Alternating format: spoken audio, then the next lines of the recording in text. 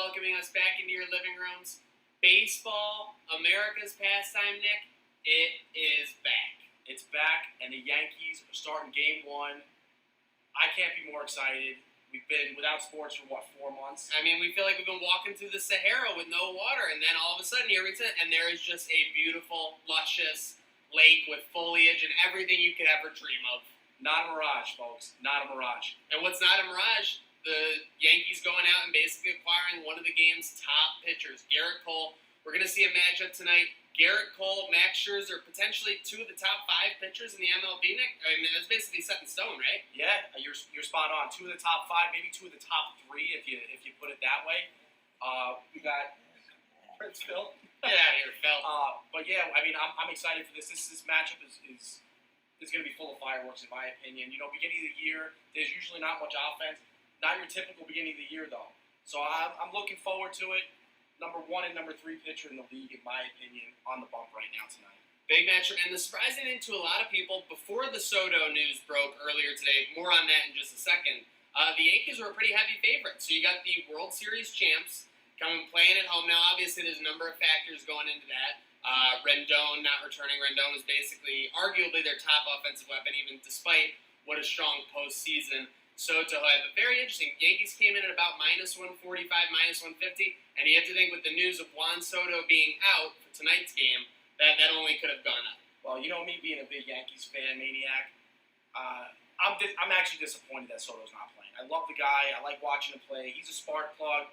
He's got that cool little shuffle thing in the box. I would have loved to see him face Garrett Cole with that, which he did in the post. Oh, that would have been a battle if he was going with the crotch grabs. I think Juan Soto, one of the only people in TV that can grab his crotch, and I mean, a lot of people get excited. Yeah, best crotch grab since Michael Jackson, in my opinion. No doubt. And just going back real quick, because obviously everyone was following, with your recaps and your previews last year. Tell them a little bit, again, about your background, because obviously now you live in Western New York, but you grew up on the other side of the state there. Yeah, grew up in Long Island, born in Queens, Yankees fan my whole entire life. Been to the old stadium probably like 75 times, the new stadium probably 30 times. Just a huge Yankees fan. Been to that hellhole, Shea Stadium, a bunch of times, and Citi Field a few times as well, which Citi Field is beautiful. I'll give him credit for that. But been to a lot of Yankees games in my life.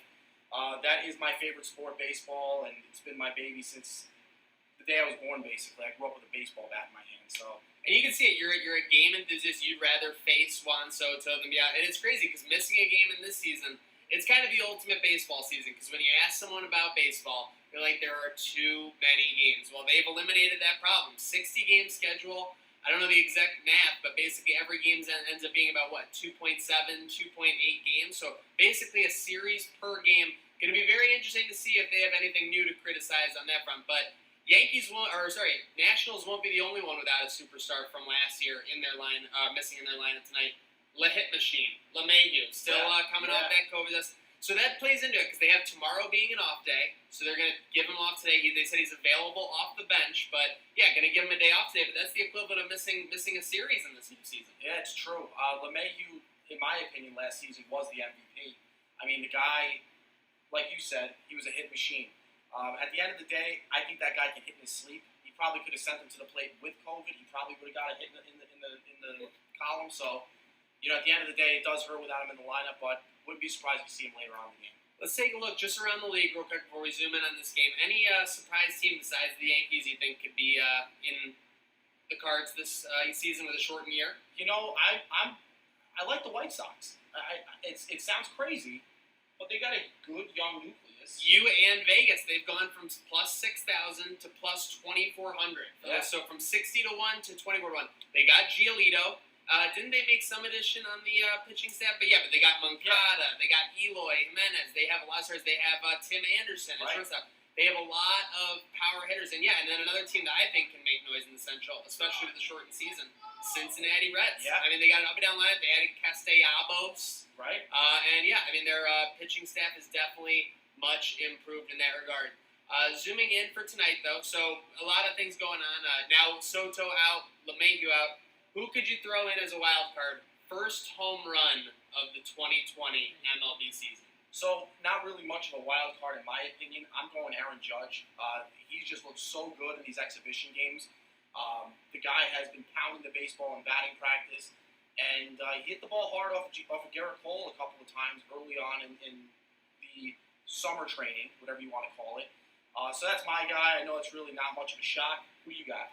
Not a shock, and they're actually showing right now the highlight. Aaron Judge homering off of Max Scherzer at Nationals Park in the All-Star game a couple years ago. I mean, I gotta go with my guy. I think it'll be a moonshot. I think that, the hardest thing for our guy Giancarlo is when he's struggling. It's impossible to do that coming in when you're at game one. So we like to see that. Anything you're going to look for, particularly from Booney, from the lineup tonight, going in for this matchup? I really don't. I think the big thing that's a little different when you go into Washington to play baseball is you don't have to worry about the pitcher hitting. So I don't really see too much of a change today. I think the bullpen's going to hold it down. I think you'll see 6 1/3 to 7 from Garrett Cole. I know it's technically the summer, but it's still the first game of the season. You're probably going to be a little bit. 7 would be like that'll this year. You're going to see probably 20 pitchers maybe in the entire league that will be throwing 7 innings in a game. They're going to be using supplements. So that's big. That's not a normal 6 1/3, 7 innings. That would be a workhorse effort. What do you see happening on the scoreboard? Low scoring affair? I'm gonna go a 5-3 game. I'm gonna say 5-3 Yanks. I think we're gonna get all 5 off of Scherzer. I think he's gonna be a little rusty. I think Cole gives up 2 runs. I think the bullpen gives up one little, dink and dunk run. But I think the Yankees win the game easy 5-3. That's Nick P's prediction on this Picasso's pregame show. Remember, go to picassospizza.net for the best deals on the best pizza in Western New York. I'm going to lock in 4-2. I think, again, it's not like really an entertaining game. I do think they eventually get to Scherzer. Maybe they each get through the lineup once. Like you said, offenses tend to start slow at the beginning of the year. So even though it is summer, it's easy to forget that. And these are 2 aces going at it. I think we see a 4-2 game, and the Yankees get off to a strong start. And, hey, with us here at Trainwreck Sports, our fanhood bleeds through. And it's 3 words. Let's go Yankees.